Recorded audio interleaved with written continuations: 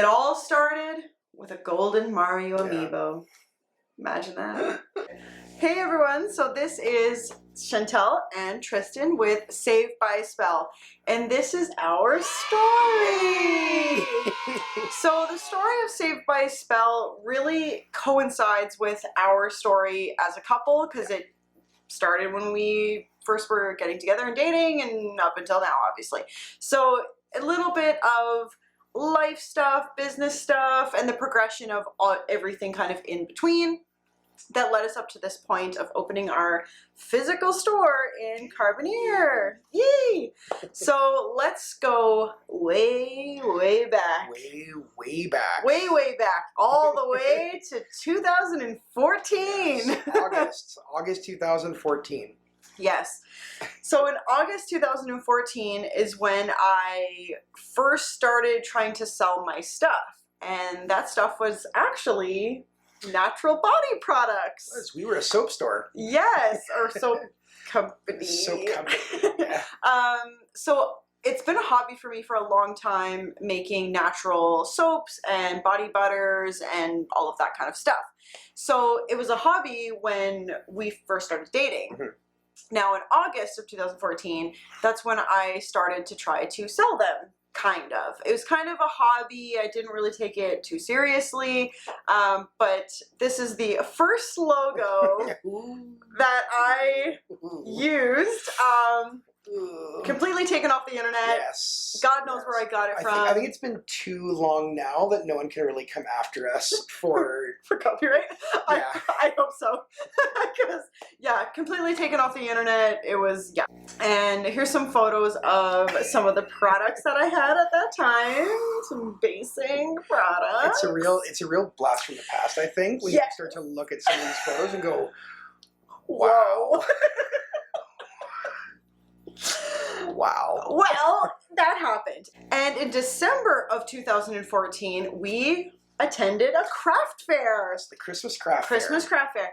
And that was my first craft fair or anything like that I have ever done. It was the first one I've ever done. Yeah. And I only have one photo from it that Tristan actually took. Yes. I took it and put on Facebook, actually. Yes, you did. Yeah, that was like our first advertising of Saved by a Spell. Yeah, so that was the first craft fair. And that craft fair was interesting. We did well. We did good. I thought we did good, but I mean, we learned a lot, good and bad at that. And this craft fair, so we had this circle table because I signed up too late, so I couldn't get a good rectangle one. So we got a circle table. Yeah, you can see it in the photo. It's, it is. It is very humble. Yes. It is a very humble. So being my first craft fair or any kind of fair, any kind of thing like that, I gravely underestimated how much product I needed. Gravely underestimated. So we had some like random stuff. Oh yeah. To try to fill up the table. I think I created a bunch of like paracord bracelets. Yes. Just to fill up the space, and then I think we had some like wooden Christmas tree ornaments that we quickly sparkled. Yeah, from Michael's. Just to fill it up because I gravely underestimated. We had lip balm. The lip balm, lip chap. We had the bath salts in the wine glass. Yeah, because everyone. Classy, right? Very classy. Very classy. We did sell out of them. Yeah, we did, actually, I think it was more out of pity than anything Probably, else. But either way. we sold a really good chunk We actually did. Over the weekend. I think we still had, I'd probably say about 25% of the stuff kind of left over, which for a market. That was not bad. Is really good. It's really good. Yeah. For those of you that have never worked markets before, it was really good. Yeah. Do you remember the lip chap containers? Yes. So one of the things we learned when pouring hot beeswax-based lip chap into a plastic container, a cheap plastic container, those will melt. So fun fact. So when you looked at the bottom of all of the lip chap containers, they were all warped and melted, which but when you looked at the top, it looked overflowing. It looked like you had a giant container full of lip chap. Yes. So they completely sold out. happy mistakes, right? Happy mistakes. accidents. They completely sold Happy it. accidents. And they're like, oh my God, these lip chaps are so big So much in and here. so full. And it's like, yeah, it's because the containers melted. Yeah. Oh, yeah.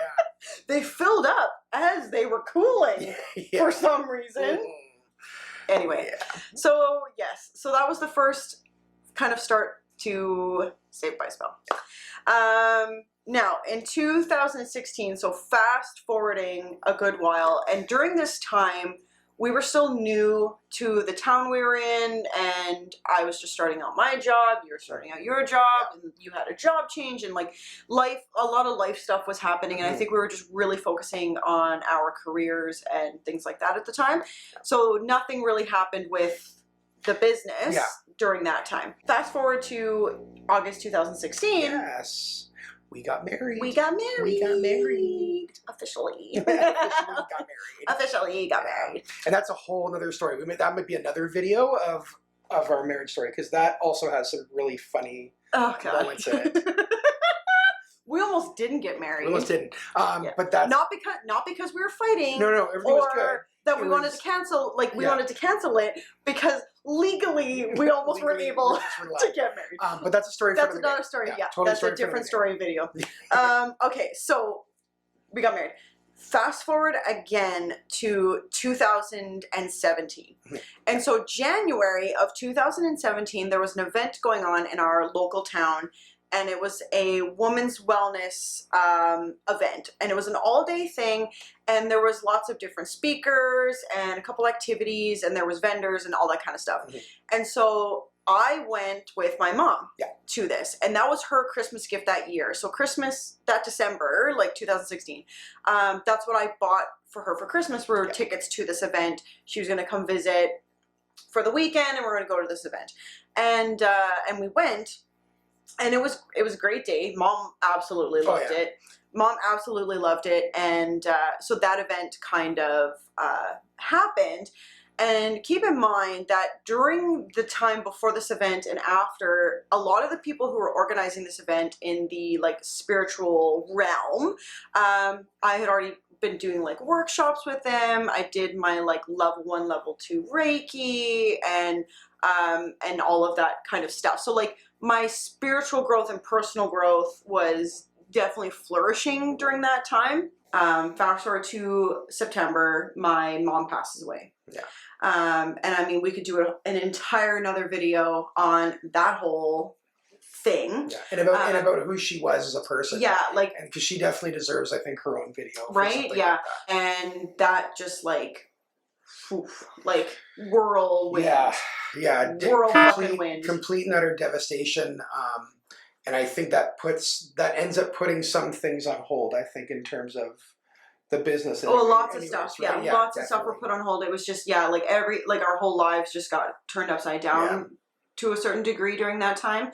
But some notable stuff that happened right after that is, so in November, I did my Reiki Master. And that was one of the things where you know what I mean? Like, it was expensive. It wasn't cheap. It was over $2,000. And I wanted to do it, but it's like, it's a lot of friggin' money. Like, you know what I mean? So, but after Mom died. I think looking back on it was definitely one of those things where we're like, ooh, this is a lot of money. But I think we also realized too that it was an investment in yourself. Well, and that's the thing. Because like after Mom died, I definitely had the like, my fucking mom just died. I'm spending, I'm doing it. I want to do it. I'm doing it. You know what I mean?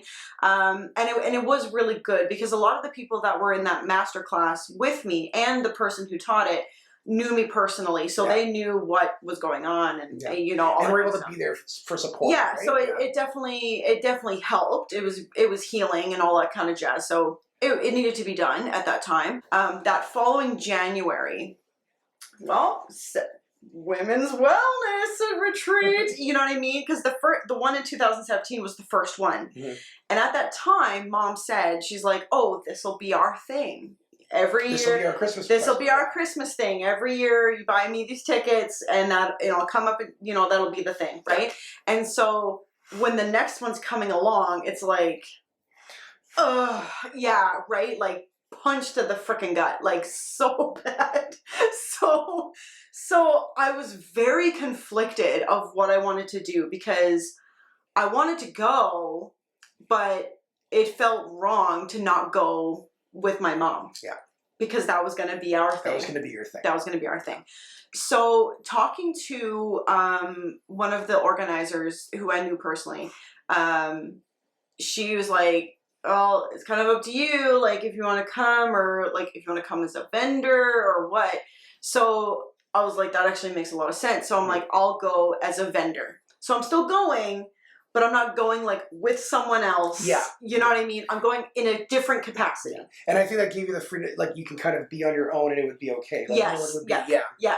So I went as a vendor. And so that first retreat, I just sold like witchcraft kits, Wicca kits, different like spell boxes, things like that. Some charms, I think, some spell charms. Yeah, I think it was very kind of, because you didn't really know what people, I think we're going to want, you know, that. So you kind of kept it was very general. general. Yeah, it was very general, but it was all just kits and like products and stuff like that. So that, I want to say that was the first time that it was like more, it was all witchcraft related. I did have some soaps, but I started to do, this is where I'm starting to do the transition. At this event, some of the girls that knew me were asking me, like, why aren't you doing readings? Because they had different readers and, like, mediums and stuff like that, too. Yeah.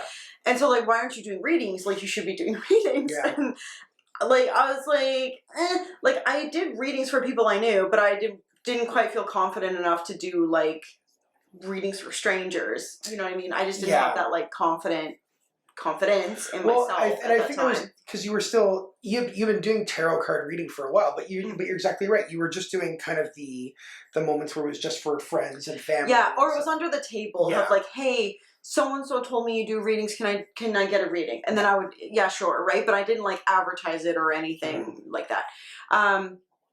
So during this event, you go for the day.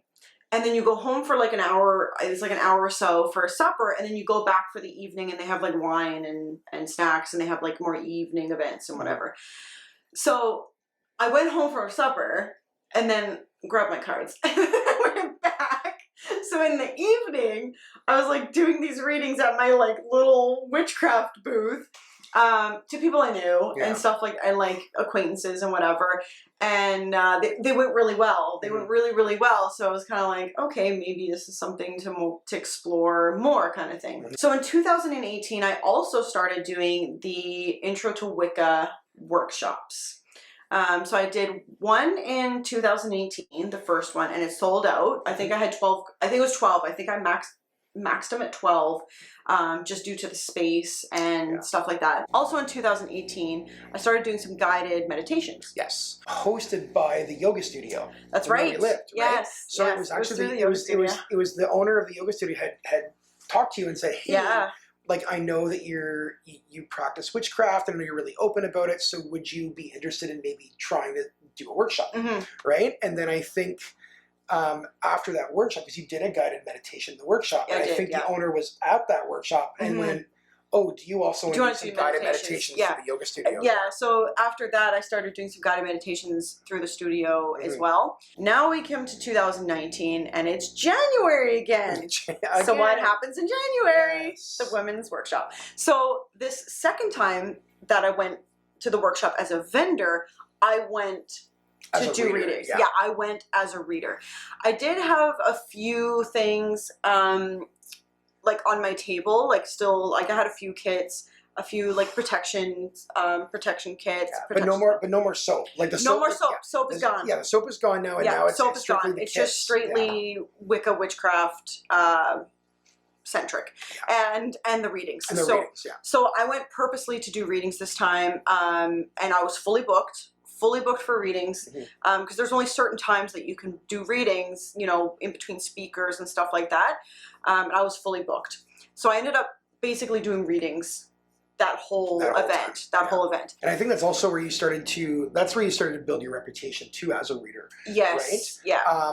And I think through that's also now where you start to see these connections where businesses are contacting you because now they want you to come out to their company and do like a tarot day for the general public and have that opportunity for people to come in and absolutely.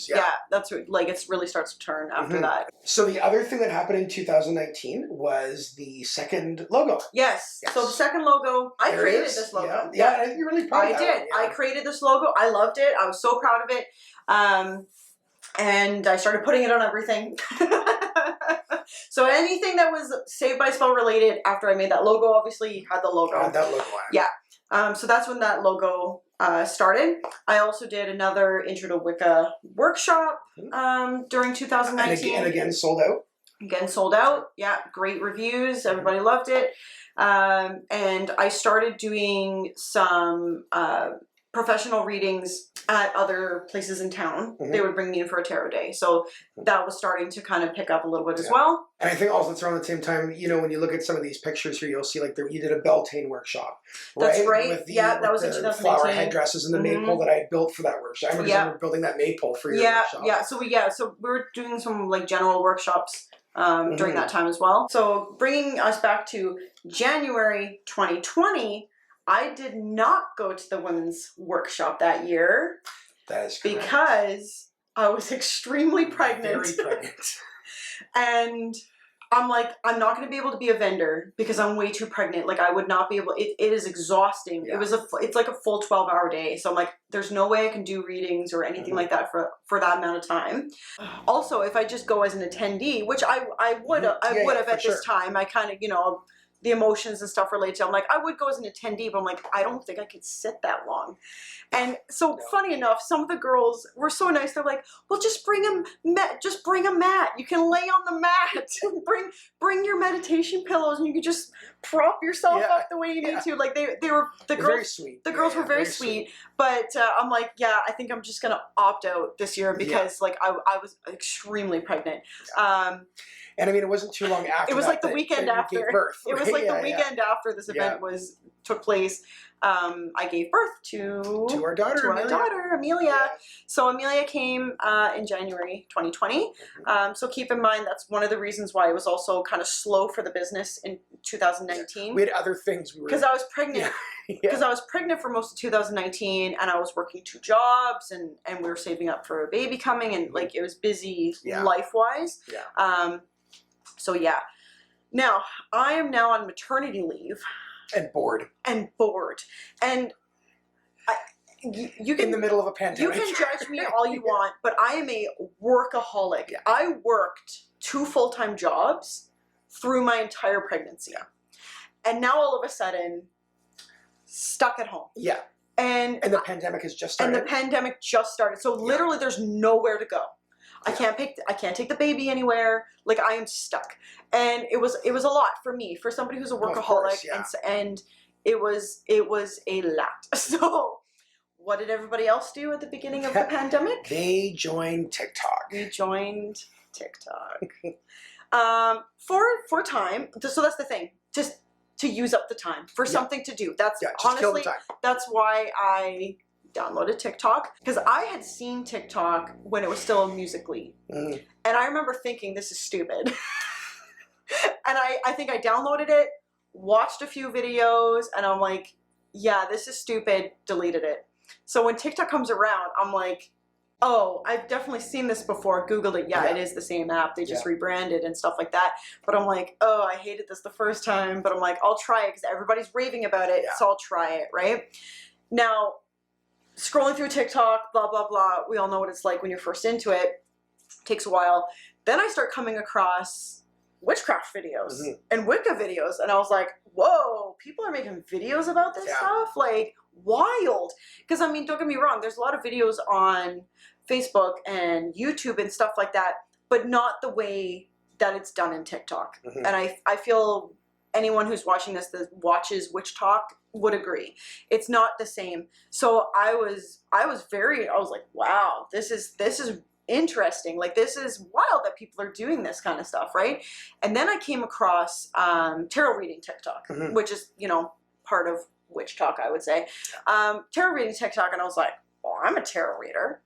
I can make videos. something to do. Yeah. You know, something to do while this newborn sleeps for 6 hours of the day. Yeah. And it's funny. So we actually took a photo of like your very first couple of videos on TikTok, right? So we went to the bottom of my TikTok, so you don't have to. Yeah. And this is a screenshot of the bottom of my TikTok, and that's how I started. Was doing the card, like the card, pick a card thing. Yeah. That's how it started, was pick a card. And I slowly, again, transitioned into more Wicca, witchcraft related informational videos. Yeah. I think it was like crystals, incense, like it was very, like herbs. It was very vague, like very general stuff. Now, in June 2020, so I'm doing TikTok, so I started in March. So that was at April, May, June. It's about 3 months. Yeah. In June 2020, this is when I started my mystery boxes. Now keep in mind, before this point, I had done witchcraft kits, like spell kits, spell charms, things like that. So I'm like, oh, this would be a great idea, witchcraft mystery boxes. So I started selling them on Etsy. Now, I'm going to tell you, in June of 2020, I started selling on Etsy. But if you go to my Etsy shop, it says that the shop opened in 2014. Yes. How funny. I wonder why. So, funny enough, we actually looked to find out what the very first thing Saved by a Spell actually sold was. And it was a Nintendo Amiibo. A Golden Mario. A Golden Mario. It was a special edition Golden Mario that we sold to someone in the UK. And under the Saved by a Spell brand. Yeah. So we've been a little bit of everything. We've been, you know, a soap company, a Nintendo collectible Etsy shop. So let me tell you about this Mario, okay? So I worked at EB Games for a short period of time. I came on as a extra Christmas staff, and the Golden Mario Amiibos came in, special edition, and I get a discount. I get an employee discount, right? So we bought 2 Marios. So like I went in first thing that day, bought 2 Marios, one for us, so we still have it somewhere. Yeah, it's somewhere, packed up still. But the second one, I'm like, oh, I'm gonna resell this sucker because that's what everybody does, right? Now at the time, I didn't want to use eBay because that was a lot of messing around with like PayPal and stuff. And the only other like selling platform that I knew was Etsy. So I literally opened an Etsy shop. Anytime I was doing anything like that, I always called it Saved by a Spell. It was an easy name, easy to remember. You know, the email, whatever. So I opened it up with Saved by Spell email and called it Saved by Spell and literally just listed this Amiibo, and it sold in like a day or two. Yeah. It was really fast. Sold in like a day or two, and I was like, sweet, quick money, send it off to the UK. Yeah. And then the Etsy store just sat dormant for Just sat dormant. years. Just sat dormant until 2020 basically. Yeah. For 6 years. We're like, oh, we already have this name. Perfect. Yeah, it's like, oh, I've got this Etsy store already like set up. Like, perfect. You know what I mean? Yeah. So it all started with a Golden Mario Amiibo. Imagine that. So we started selling my mystery boxes on Etsy, and they started really picking up. Well, it was kind of, it was fairly steady. It wasn't like huge. I think it was, you know, like you kind of had regular sales. Yeah, I had regular sales. Yeah, because people were really. That's like, what I mean. That's what I mean. I had regular sales. So closer to the end of June in 2020, what happened then? I posted a video on TikTok of a stump in my backyard that I melted wax on top of accidentally. And I said that, hey, you know what would be a good idea? Yeah. Burning more wax on it. And calling it. So at the time you'd called it Wax Mountain. I did call it Wax Mountain.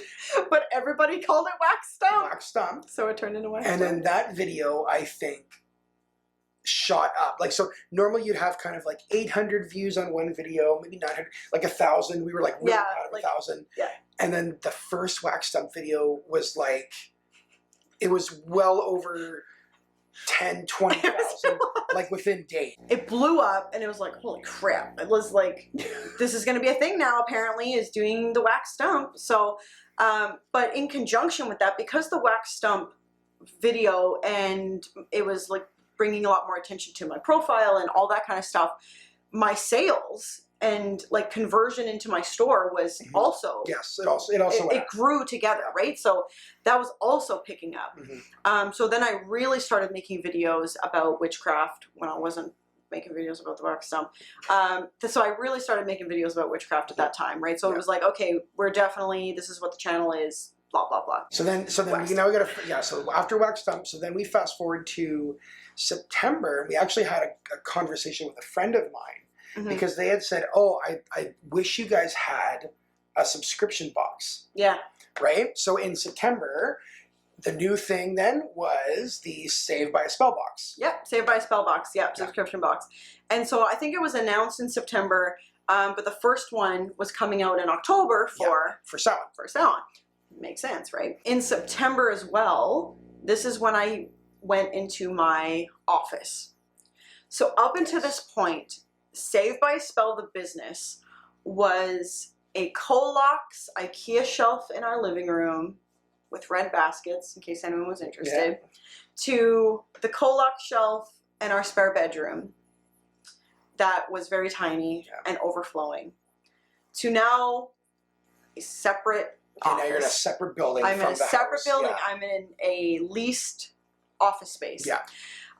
Which was a big accomplishment. Oh, absolutely. At that time, that was a big accomplishment. I got the one office space in September. In December, so like December 1st, I got a second office. Yeah, because you had already expanded too much that you had. As soon as I entered that space in September, I was already outgrown it. Yeah. Like it was, But in December, I was financially able to get that second space. Now, that second space originally was going to be for doing tarot readings and Reiki healing. That was what it was. That's why I bought that second space. And then the first office was going to be the fulfillment center, making all the products, mystery boxes, whatever. Witchy Amazon, right? So I had it all ready to go, bought all the furniture. It was all set to go. And then right before I was going to open it up to the public to do it, it was lockdown. Alberta went into another lockdown. Alberta went into another lockdown. So, kiboshed. Yeah. So I had it set up actually for a really long time. I want to say like 2 or 3 weeks. I had it set up, waiting for restrictions to decree, waiting for restrictions to go back down. And it just wasn't happening. And the subscription boxes were taking off, my mystery boxes, and I had other product. Now I was also selling more products at this time, beginner kits, other different kind of like spell kits, things like that. So the fulfillment side was growing. So eventually it just overflowed into the second room. I used the second room for storage, and I recorded some videos. I used and things like that in that room. So that's how those two spaces were working. Yeah. So March 2021, I actually have to move into a bigger space. So I found a space that was bigger, obviously, than these two places, but it was ground level. Like it had a door, like it had an external door, had its own entrance, and it was a huge space, and it was exactly what I wanted for not only what I needed at that moment, but what I wanted for expansion. And even better bonus for the guy who had to move a bunch of the stuff, it was like almost across the street. Yes, it was very close. Really, really close. Yeah, it was very close to where I was. But awesome. Yeah, it was very close to where I was, but it's a big space, and I'm like, oh, this would be an awesome retail space. Yeah. So this is where it's like, we could actually have a physical store. Yeah. We could have a store, you know, not just the online store, but have a store, and it would be way better place for people coming in for tarot readings and Reiki, because restrictions are starting to go down now and things like that. So we go into this new space, and in this space, I only have one photo of it, and it was after we painted it. I took a photo of the paint. Great colors. Great colors. The pink, by the way, was rose quartz. That was the name of the color because, come on, right? It had a big space in the center when you first walked in. That's where the store was going to be. It had 2 rooms on the side. That was going to be the reading Reiki room and a storage room. And in the back, they had a room that was perfect for doing like making candles and making products and like all of that kind of stuff. It was a perfect setup. And also upstairs, there was an open space upstairs that was rented separately that I was like, perfect. I'm going to expand upstairs, and that's where we're going to do workshops, and we can bring other people in to host workshops and all of that kind of stuff. Like, this is going to be an awesome space, lots of room to grow, all of that kind of stuff. The plan was awesome. The plan was awesome. And I had the money, and it was going great, and sales were doing awesome, and right up until you went to the town. To get my... to get your sign. To get your ability to have a sign. Well, that was part of the occupation license, or whatever the fuck it was called. Whatever the friggin' paper was called. But it was one thing that I needed. Because keep in mind, I already had a business license from the town. Because I was already running his business there. So I already had a business license from the town. I think it was an occupancy form or approval. So went in with these papers, and I had no worries, no care in the world, bringing in these papers. What could go wrong? What could go wrong? What could go wrong? Well, bylaws. Bylaws is what was wrong. I think you walked in, and I think you walked out very quickly after the person who was kind of in charge of that just went, no, and you're not zoned for that, so therefore I'm not approving it. Oh yeah. And so okay. So I was thinking I would walk in, give the papers, and they would file them, and I would hear about it in a week or so or whatever. But anyway, I walk up, and the guy was, I'm like, hey, this is what I'm here for. And the guy's like, oh, I'll go get the girl. Okay, cool. So she comes out, looks at the paper, flips through, and she's like, what address are you at? So I told her the address, and she's like, yeah, you can't have this business here. And I'm like, what? And she's like, yeah, that building is not zoned for retail. And I was like, are you fucking kidding me? So anyway, I'm like, okay. Walked out, because what else do I do in that moment? Walked out, and tried, Googled, look at the, draw it up, go, on my phone, bringing up the bylaws, bringing up this, bringing up that. What the heck is going on? What am I supposed to do with this, right? Yeah. And I think the good news, too, was that, you did have people that kind of tried to support you, right? Yeah. You had your landlord of this place. He was willing to put up the money to fight the bylaw. He was such a sweet man. You had counselors you had kind of posted something about the situation. So I posted, because I've been obviously advertising up to this point of people were excited. Oh yeah, stores coming into town. We're opening up on this day. It's blah blah blah blah blah. So then I have to do this post of I'm not gonna be able to open because of bylaw issues. So hey, we've just kind of a general. I just did a general video of hey, we're at a brick wall because of bylaw. I'm trying to figure it out, but the store's on hold until future notice, until further notice, because I have to figure this out. So I got notified, or I got messaged by two of the counselors in town going what's the issue? What's the issue? How can I help? What do we do? Whatever. And the one worked with me for a while, okay, this is the zone that you're in. This is the kind of wording you need. This is the classification you need to be to get around the bylaw and blah blah, or to fit. I shouldn't get around, to fit in the bylaw and whatever. And I'm like, hey, cool. So I filled it out again with what the counselor told me. Brought it in. She glanced at it for half a second. Literally, she just looked at the first page because the address was the same, and was like, yeah, I already told you can't have this at this address. And I'm like, no. And I'm like, she's like, retail. I'm like, no, it's because I make my own products and stuff that. It kind of falls under the manufacturing and whatever. And she's like, I know what your business is. And I was like, oh, there it is. There it is. Yeah. There it is.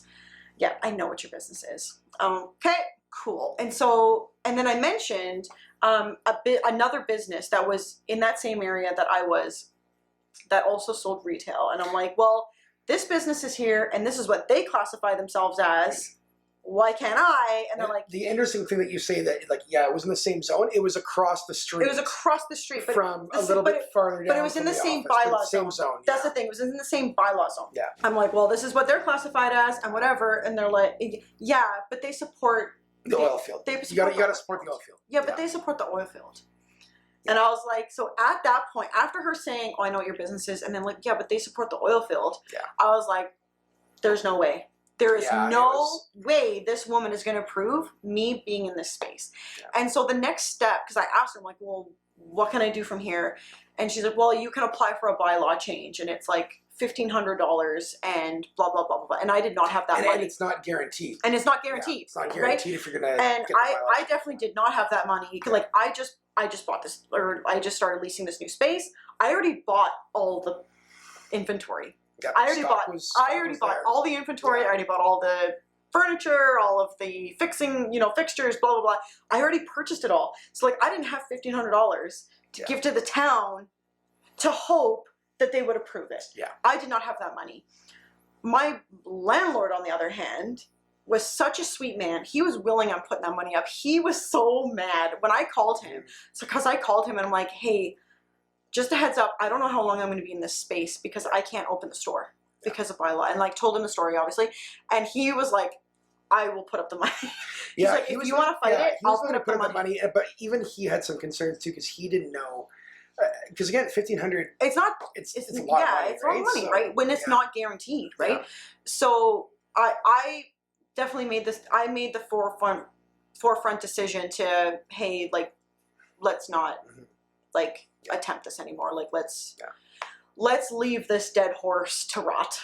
Yeah. So that's what we did. So because I couldn't open the physical store, I just decided to run it online. I already was, but I'm like, I'll just continue the online store and I'll do local deliveries because I had the new website, I had the new store website, all the inventory was already there, blah, blah, blah, blah, blah. So I'm like, okay, we're just gonna do this and see how that goes and see if we can figure out another space or what we're gonna do. And not even a month later. So in April, after kind of going through everything with the town and all that, April, I remember I was at work, I was driving for work, and I get this phone call from my wife saying, Kate, do you want to move to Newfoundland? And we had already talked about Newfoundland kind of being like down the line. Yeah, well, right? Like it was a future thing. But that's the thing. Newfoundland was a future plan forever. Yeah. It was always the end plan. Ever since we've been together. That was always the end plan, was to move home. Move home. To move home. That was always the end plan, right? And it was like in a few years, and then like I was taking care of my grandparents, so it's like, well, we can't leave until, like, I'm no longer taking care of my grandparents. Yeah. Same things like that, right? And then the baby came, and it's like, well, maybe we should wait till the baby's a little bit older, or like, start a new job. Well, should be doing this for a couple of years, and like, you know what I mean? You always come up with another reason why not to do it. But I was very homesick.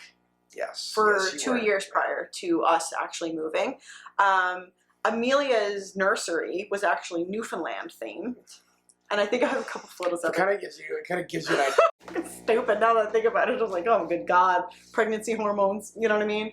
But I was looking back through some of my Instagram posts and stuff like that, and I was posting a lot of like ocean photos. Yeah, the ocean is calling you. Yeah. I was like, because looking back, I was like, wow, like I was really homesick. Yeah. So bring it back to April. So this is when I get the phone call going, okay, do you want to move? And I'm like, yeah, let's do it. Let's move, right? I'm set. I'm ready for an adventure. Yeah.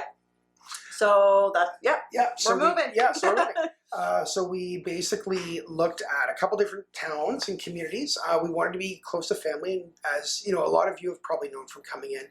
Although you're from close to Corner Brook, we do have family in Greens Harbor. And so that's why we wanted to try and find somewhere that was close to family. So we did look at a lot of other communities kind of around the area, and we had known that whatever community we decided on, we would have to call the community ahead and let them know what kind of company we wanted to bring. We wanted to ask. Yeah. And I think it was really because we didn't want a repeat of what had just happened. Absolutely not. So when we had looked at Carboneer, we had given them a call, and we talked to a person there, and they had, it was nothing but pure excitement. Oh yeah. It was pure excitement for a store like ours to come to Carboneer. She was so excited, which was awesome. And I think then, and helpful. Oh yeah, super of like, helpful. Super helpful. this is the paperwork this is the step-by-step of how it works. Here's the paperwork you would have to fill out. Here's the fee. Here's the whatever. So, so we had basically got this great, advice from the town. We got a lot of really good help from them. So then we started looking at houses, and the house that we found is the one that you've been to now, right? Especially the store, and you've seen videos now about the house. And we fell in love with it for a couple of reasons. One, it was its age. Its age. Oh yeah, Being as old as it is, the history that it has. That was something that we fell in love with almost, as soon as we heard about it. And then the other thing was the small little retail space that was already attached to it. So, perfect. I mean, when I remember finding this property and showing it to Chantel and going, hey, just look at this. And it was, well, Carboneer seems to support us, and this property has come up. Yep, okay, so we're moving to Carboneer. There we go. Yeah. So we basically started getting all of our ducks in a row, and the last thing, so everything was good. You had a job lined up. I had a job. I had a job lined up. We had, the house was sorted. Up, and the only thing left to do was to sell our property in Alberta. In Alberta, which in the middle of a pandemic. During what was quickly, we were kind of catching the tail end of the big movie. Yeah, we were on the tail end of the big housing frenzy, unfortunately. So we put it up and sat on it and waited and waited and waited and whoop. Okay. And I think what's interesting too is, when we talk about putting it out to the universe. And when you finally when you kind of release that control and you allow the universe to actually do its thing, right? That's when you start to see. It did it. So we were panicking. It was getting so close to the point where everything would have fallen through and we would have lost everything in terms of everything that we had worked so hard to set up here. And eventually we finally just went, okay, you know what? We are moving this date. Come hell or high water, doesn't matter if the house sells or not, we got to just go. And I think the day we said that, within a couple hours, we then got a phone call from our realtor saying, hey, you have an offer. Because we had a few walkthroughs, we had a few never anything after. No one made an offer. Actually, no one made an offer. No one made an offer, except for all of a sudden we said, okay, we're moving this day. And all of a sudden, then we get a call. Yeah, you have an offer. Yeah, and we were able to negotiate a good offer, right? We're happy. We're happy with the result. We got out of our property what we needed to sort out everything down here, with the new house. So we were happy. So on the day that we scheduled, October 22nd of 2021, we had our car packed up with overpacked, full of stuff. Myself, Chantel, Amelia, who was, a year and a half at this point. We had 3 pallets that had been picked up and they were on their way to the island. We had, was it 30 to 40 boxes we had shipped. So we had 3 pallets packed as big and tall as we could get them, full of stuff. We had 32 boxes going through Canada Post, and then our escape filled to the brim, including a bag on top. That's right. It was filled to the brim. Yes, we were which is funny because we actually got rid of a lot of stuff too before we moved. So man, it was we sold, gave away, threw out so much stuff out of that property, insane amount. But anyway, that's away we go. We didn't take any furniture. It was all furniture. Personal items. Yeah, sold our motorcycles. Sold the car. Sold my car. Sold your car. Yeah. And basically started. Yeah, we cut down. We literally the only thing that we shipped was business stuff that I still had, business stuff that I had stock of still, and our personal keepsake items clothing, stuff like that. The rest. Whoosh. Whoosh gone. Whoosh gone. And so we then drove to the island. Sure did. In about a little bit over a week. You guys like 8 days. we got to Newfoundland. We arrived. It was supposed to be that we were going to arrive on October 31st. Unfortunately, the ferry got canceled due to weather, so we actually arrived in Newfoundland on November the 1st. Yeah, daylight. Daylight. It was supposed to be on the night ferry so that I could experience the majesty of Newfoundland, because I have never coming in the morning because I've never been here before. Moving here, right? It was literally like, okay, I'm getting immersed in this. And so I just remember being really excited that we were going to arrive on the island in the morning. I was going to see all this beautiful scenery, going to it, because I think we were going to stop in Corner Brook the first night. And we get to Newfoundland and it's nothing but thick fog and it's completely dark out, and all I get to see for those first 2 hours is like just highway. That was it. I'm sure... Listen, I'm sure that from Port aux Basques to Corner Brook is very beautiful. I just didn't see any of it. Yeah. So except for the highway. It was a nice highway.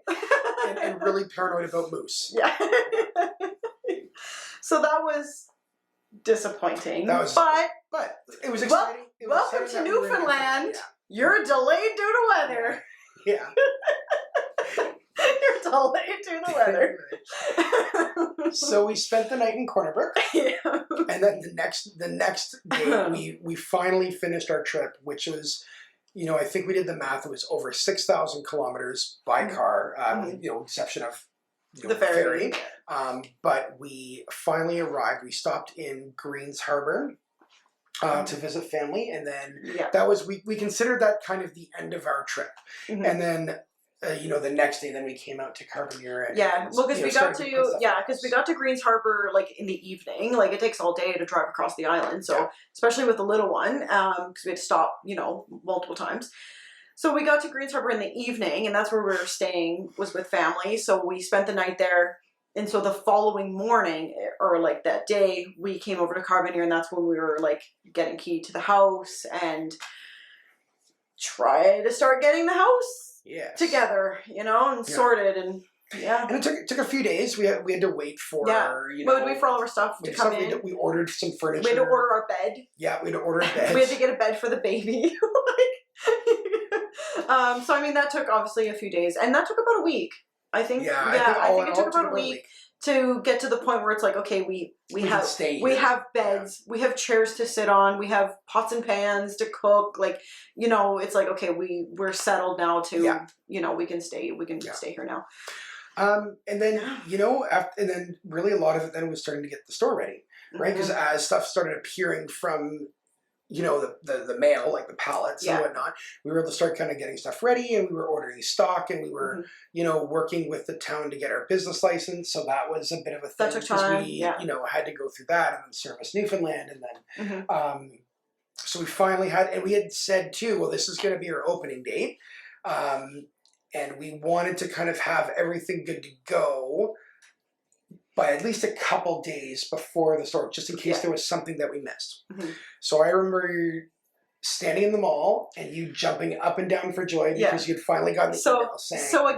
So again, letting it up to the universe. This is another example during this whole process. I mean, there's been a few times that's happened, but this is another time. So I'm filing paperwork and stuff like that, and it's slowly, it takes time, but like it's slowly coming, going step by step.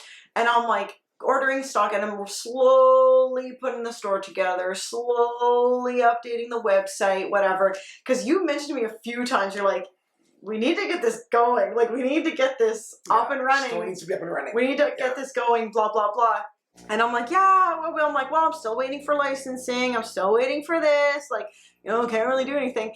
And then I think we had a conversation, and this is when we were waiting for like the last couple things to be finalized or like to be approved. You're like, we need to, because like that paperwork's going to be coming in, so like we need to get it ready and whatever. I remember us having this conversation. I'm like, if I got the paper today, in 2 days I would have the store ready to go, right? In 2 days. And you're like, okay. And I think it was like the next day or the day after, we were literally, standing in the mall, walking through the mall, when I got the email that like, this is the final thing, it's approved, right? It's like, holy crap. Like, because again, we've been let down and blocked so many times in the past that like it almost didn't feel real, that whole like I'm fully approved, licensed, whatever else you want to, you know, blah blah blah blah blah. So it was like, we need to get it ready. It's like, okay, we need to get it ready now. And then started 2 days and pick a date and whatever. So yeah, I think it was a week from when I got the final approval to when just for dates, you know, it worked out. I'm like, okay, the 11th, that's the, you know, that would be a day that would work for us to open. Yeah. So again, that was like, it's like if I get it, 2 days I'll have it ready. And it's like, look, pretty much the universe is like, bet. And then just as Chantel was saying, you know, February 11th was kind of the next milestone in our journey. The store opened. You know, and it's funny sometimes to kind of see what's been made of the company, right? To go from very, very humble beginnings. Well, and that's the thing. Like I say that business has really been only going for just about 2 years. It'll be June in 2 years, really in June, right? Where like, 'cause that's when I really started taking it serious and putting in the time, putting in the effort, all of that kind of stuff. It's really been 2 years, but I've been using the name Saved by a Spell since for a lot longer. Almost 10. You know what I mean? And I've used it as my brand name for different projects and things like that for a long time. It's kind of wild that making soaps in our little basement apartment has led to us owning this huge historical home on the other side of the country. The other side of the country. And here we are. Yeah. It's been it's wild. It's wild. It's been nothing short of amazing. Yeah. Like I have like imposter syndrome about it. Like I don't feel like this is like our life. Like, you know what I mean? It doesn't feel real. It doesn't feel because it like, I mean, it wasn't easy. Like it was a bit of a long road. It took a lot of effort. It took a lot of like determination and resilience and all of that kind of stuff. And a lot of failure. Well, a lot of failure. Yeah. And I mean, not only that, but there was a lot of stuff going on in our personal life and our real life, you know, like multiple deaths in the family and job stuff. And like, I went through paramedic school during that time, which was very hard and took a lot of time and all of that kind of stuff. So, I mean, it was a lot of busy time and big growth in our lives from all aspects. The work that we've done aside, I really do believe that I think the reason why we are here where we are now is also because of everyone that's watching this video. Absolutely. And well, that's without question. You know, anyone that's come to support the business and support our venture, you know, honestly, we could have done it without you. It's been something that you guys have really helped us to realize a dream and realize a passion. When we meet people, when they come into the store and they talk about how they love our shop, they love, you know, our personalities online and offline. It's really moving, I think, a lot of times, right? And you know, it really does put things in perspective that I think, you know, we've made the right decision when we decided on coming to Carbon. Absolutely. Because again, it's a big risk to move across the country with a small child. You know what I mean? With a small child, to leave literally everything behind. And I mean, we were, you know, we set ourselves up the best we could. Like, made sure we had employment and a house to come to and like things like that.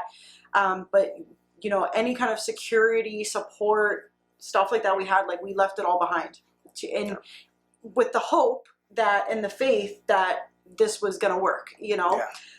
So when it did, like now that it is, it's like, oh, like this is where we're supposed to be. Like, you know, this is exactly what was supposed to happen. You know. Thank you from us to you for supporting us, and thank you for, I guess, taking a chance with us and allowing us to help in your spiritual growth. We have lots of things coming down the pipeline that you're going to see with us. You'll see some workshops, discussions.